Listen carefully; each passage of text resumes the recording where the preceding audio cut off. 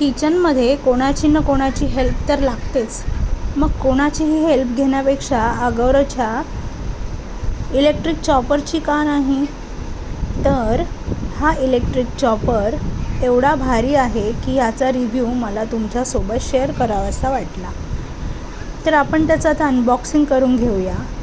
त्याच्यामध्ये आपल्याला ही चार्जिंग करण्यासाठी केबल दिलेली आहे आणि हा असा छोटूसा मिक्सर टाईप इलेक्ट्रिक चॉपर आहे जो की ह्या बटनावर चालतो. जस्ट आपल्याला प्रेस करायचं आहे आणि सोडून द्यायचं आहे. 2 सेकंदमध्ये सगळं काही कट होऊन जातं. तर इकडे बघा, हे झाकण आहे, हे थोडं टाईट आहे, एका हाताने ओपन होऊ शकत नाही. मी तुम्हाला दाखवते. हे वॉशेबल आहे. हे आपण काढून झालं त्याच्यानंतर ही त्याची ब्लेंडर एकदम धारदार आहेत. हे आपण वॉश करू शकतो. आणि हे त्याचं छोटंसं भांडं, याच्यात आपल्याला जे पण काही चॉप करायचं आहे ते याच्यामध्ये टाकून घ्यायचं आहे. आणि हे जे दुसरं आहे ते मशीन आहे. तर आता आपण हे फिक्सिंग करून मी तुम्हाला दाखवते. सॉरी.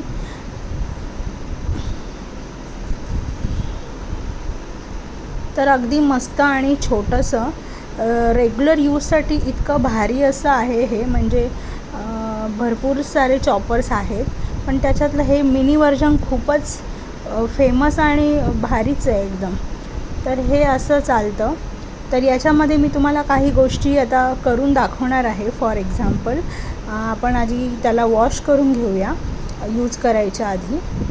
आता मी हे जे ब्लेंडर आहे ते त्याच्यात लावते आणि हा मी कांदा सोलून घेतला आहे, चॉप करून घेतला आहे आणि तो आता आपण बघूया कसा होतो आहे तो. तर हे झाकण टाईट करून घ्यायचं आहे आणि हे वरचं मशीन फक्त त्याच्यावर ठेवायचं आहे. चार्जिंग करून मी घेतलेलं आहे ऑलरेडी आणि आता जस्ट बटन प्रेस करायचं आहे.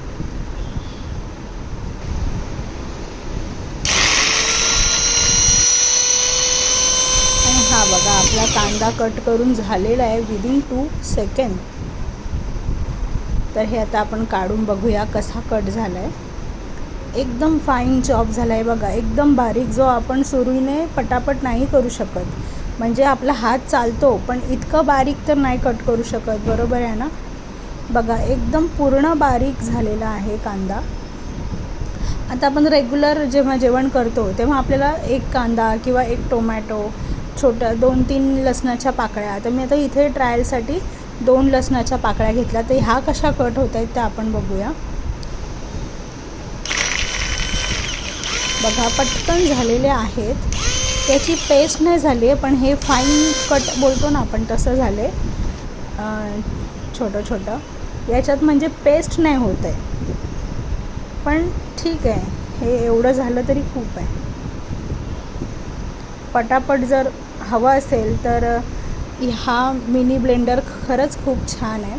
आता इकडे माझ्याकडे मिनी टोमॅटोज आहेत, हे बघूया कसे होत आहेत. आता मी हे लावून बघते आणि आता आपण बघूया. 1 2 3 4 मोजेपर्यंत टोमॅटो पूर्ण प्युरी झालेली आहे बघा. इतकं फास्ट, खूप भारी आहे. फक्त 15 मिनटं चार्ज करून आपण हा वापरू शकतो आणि कुठे घेऊन जायला तर खूप चांगलं आहे. जेव्हा कुठे आपल्या पिकनिक जातात, जेव्हा आपण जाऊन तिकडे जेवण बनवतो, तर आपल्याला जर काही गरज असेल तर हा मिनी पोर्टेबल इलेक्ट्रिक चॉपर घेऊन जायला खरंच खूप छान आहे. आणि इकडे तुम्ही पॅनमध्ये पण बघू शकता की किती फाईन चॉप झालेला आहे कांदा, टोमॅटो आणि लसूण.